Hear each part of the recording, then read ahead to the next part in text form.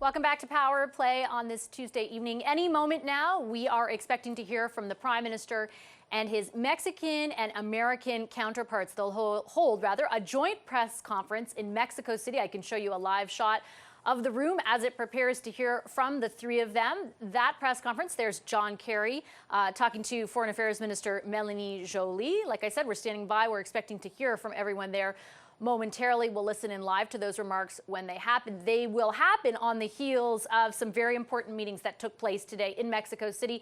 None more so, at least from the perspective of this country, than the one that took place between U.S. President Joe Biden and Prime Minister Justin Trudeau. A bunch of things came out of that meeting, and that's what we want to talk about with our front bench panel. Joining me this evening, former Nova Scotia Premier Stephen McNeil, former Deputy Conservative Leader Lisa Raitt, she's the Vice Chair and Managing Director of Global Investment Banking at CIBC, CTV News political analyst and former NDP leader Tom Mulcair is here, as is the Toronto Star's Queen's Park Bureau Chief Robert Benzie. Hi, everybody. Good to see you. Thank you very much for making the time. Hi, Marcy.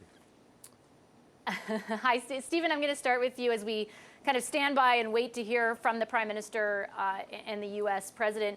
The President is coming to visit in March, kind of quote unquote finally. Sure, there was a pandemic in between, but I know that people in government have been anxious for that visit. Should we place a lot of stock in it? Well, listen, it's great news for Canada. Listen, our largest trading partner, our most important partner is the United States. The fact that the President is coming here is an opportunity for us to continue to point out the fact that our economies are linked. We need to make sure that as we move into some difficult economic times and continue in them, that we don't move into a protectionist state, that Buy America approach will hurt Canada. We need to make sure that our economy, which runs north-south, continues to flourish. And in this time, we need this relationship to continue to grow. And I take that the fact that the President is coming is a very good sign. Let's dive right in when you mention protectionism, because Lisa, I know this is something that you're talking about all the time right now. And in particular, and I mentioned this with former U.S. Ambassador Bruce Heyman, but the Inflation Reduction Act and the challenges it poses for this government going forward. Just to brief our audience really quickly, that's a big piece of legislation that was introduced that provides billions, hundreds of billions of dollars of subsidies for the development of green technology, from batteries to cars. We carved out an exclusion for the overall process of making an electric vehicle, but not really where the battery is concerned and some other stuff. How worried should the federal government be about that? Well, I'm like Stephen, I'm very welcoming President Biden coming. And the reason being maybe a little bit different. It's because I think that the President of the United States needs to be here in order to continue spurring on Canadian lawmakers, legislatures, and officials to move ahead on making sure that we're matching up with the Inflation Reduction Act as quickly as we possibly can. Time is of the essence. So having a milestone like the President of the United States coming to visit in March is actually very helpful in ensuring that people feel that sense of urgency that we really need to have when it comes to making sure we're part of this new economy. It's a $369 billion Inflation Reduction Act in the United States. We can't compete toe-to-toe on that at all. However, we have the critical minerals, and we have the patents, and we have the ingenuity, and we have the people who want to make sure that they're playing in that economic space for the rest of our future. But we got to make sure that we're part of the beginning of it to not be left behind. So I like the fact that the President's coming to set the tone on urgency, and I hope that it's going to be setting a bit of a milestone for the folks in Ottawa to ensure that they're running on all cylinders to get where we need to be. That meeting, Tom, is happening in person. So is the one our viewers were just looking at between so many, not just the Prime Minister and the President, but a host of other politicians. How important is it that this stuff does happen in person? Sure, we're having all the virtual meetings. Sure, there's a lot of diplomatic discussion. But how significant is it that they're meeting face-to-face now and then also will be in March? It's extremely important. Developing that type of personal relationship when something goes south, if you pick up the phone to talk to your opposite number in the other capital and you don't know each other, it's that much more difficult. So yes, establishing a good, warm rapport with the people on the other side is essential. Look at immigration. I mean, if you look at the readout of the different meetings today, you'll notice that with regard to the US and Mexico, there seems to be a lot there. With regard to Canada and the US, not so much. And I think that Mr. Trudeau might get some questions on that when he comes and meets the press later on, because a lot of people wanted to know about this system that we have, where it's supposed to be a safe third country. If you're seeking asylum in the, coming in to Canada from the United States, you're to go back because the U.S. is presumed to be safe. Marco Mendicino made a hint a couple of weeks ago that they were about to change that. Mr. Trudeau seems to have shut the door on that. Will there be an opening? This is a huge political issue for Mr. Trudeau across the country, but most importantly in Quebec, where this famous Roxham Road sees tens of thousands of people crossing irregularly. So this is the type of thing where you can pick up the phone the next time and talk to your opposite number on an immigration, on a security, on a border issue. That's why these meetings are so important.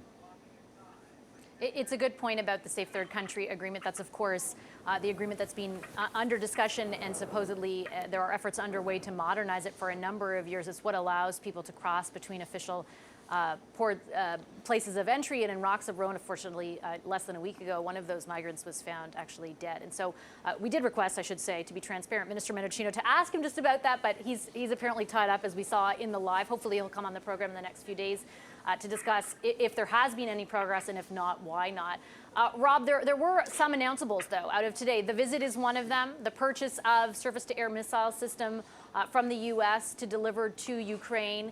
And then also a sort of like an interim agreement on Nexus, where there's this massive backlog right now between 300,000 and 500,000 people. So there are some tangibles out of this thing.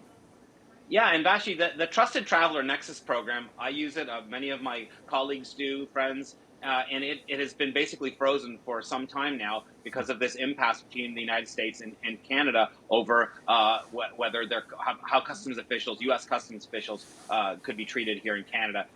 They like to have their guns. There's a whole bunch of other issues like that. It's a problem, and we've all seen the headaches with airlines and airports across the country. So I think anything that can help travelers move more quickly through a major airport is a good thing. And this Nexus deal will help that. So that's one good thing. Certainly for Ukraine, the surface-to-air missile system announcement is very, very important. Anything that Canada can do, the United States can do to help Ukraine as it fends off this illegal invasion by Russia is good news. And of course, yes, the visit. Tom is right. The personal rapport between the President of the United States and the Prime Minister of Canada is essential. We know the last time a president was here in Canada, it was Donald Trump in 2018, so almost 5 years ago. And we didn't have such a great rapport in this country with President Trump's administration. I think we'll have a better one with this. We've had a better one since Biden took office in January 2021, and I think it'll be better still with this face-to-face that the two of them will have in Ottawa in March. Stephen, let me circle back to where we started. You mentioned the word protectionism, and that Canadians and the federal government have to be aware of that. How concerned, if you were still Premier, how concerned would you be about some of the stuff you see in the IRA and some of the rhetoric around protecting U.S. industry? Well, I'd be very concerned. Quite frankly, as I said at the very beginning, our largest trading partner, our economy is actually linked north-south more than it is east-west. Anytime the United States decides they're going to wrap their arms around their own economy, provide protection for their own businesses, of course it impacts us here in Canada.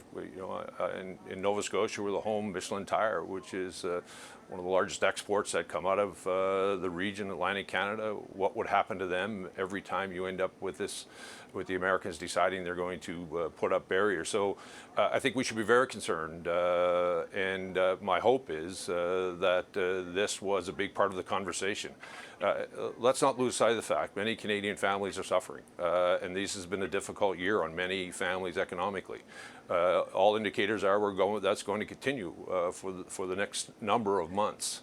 Anything that we can do collectively to continue to keep the economy moving, providing opportunity, because let's face it, Canadian workers can compete, Canadian companies can compete when the playing field is level, and we need to make sure it stays that way. Okay, I'm going to take a quick, sorry, Tom, you want to weigh in quickly? It's fine. Was that your voice I heard? No. Sorry, do you, I can't hear it. Did you want to say something really quickly before I take a break? No, that's fine. Fine, Vashi. Oh, never mind. Okay, we're going to take that commercial break, and then I'm going to go straight to Tom when we come back. We're going to talk actually about healthcare and the that sort of deadlock between the feds and the provinces in just a moment right here on Power Play.